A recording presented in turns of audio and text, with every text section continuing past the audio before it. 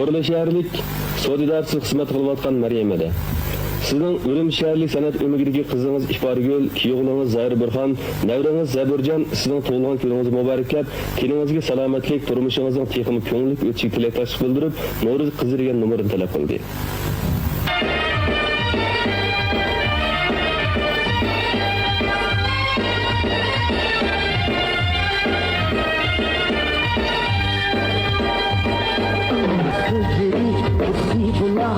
Kaşneri bergiya, boyneri termini